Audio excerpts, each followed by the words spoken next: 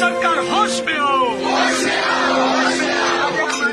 આંખમાં આંસુ આવી ગયા। આંસુ તમે જુઓ, આ જે છે આ વેદના છે, અતિ જાતની મહેનત કરવા છતાં પણ આંખમાં આંસુ લાવવા પડે છે। અને આ બેરોજગારીનું એક સ્વરૂપ છે કે ભાજપ સરકાર તમારાથી જો આ બહેનોને રોજગારી ના પાતી હોય તો હવે ઢાંકણીમાં પાણી લઈ અને જતા રહો અહીંયાથી।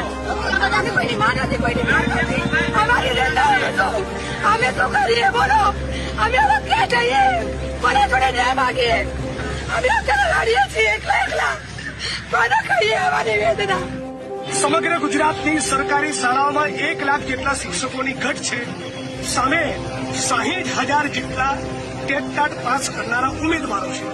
રાજ્યની સરકાર ધારે તો ઘડીના છઠ્ઠા ભાગમાં આ 60,000 શિક્ષકોને જ્ઞાન સહાયકના બદલે કાયમી નોકરી આપી ખાડે ગયેલું શિક્ષણનું તંત્ર સુધારી શકે।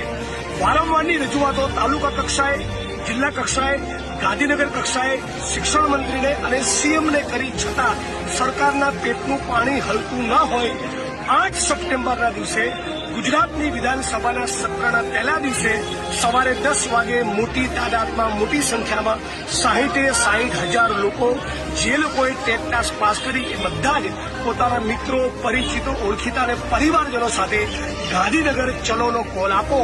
ચલો ગાંધીનગર 8 સપ્ટેમ્બર ટેટની એક્ઝામ પાસ કરનારા 60,000 લોકોને કાયમી નોકરીનો ઓર્ડર મળે એ માગણી સાથે। તો 8 તારીખે ચલો, 8 સપ્ટેમ્બર ચલો, ઇન્કલાબ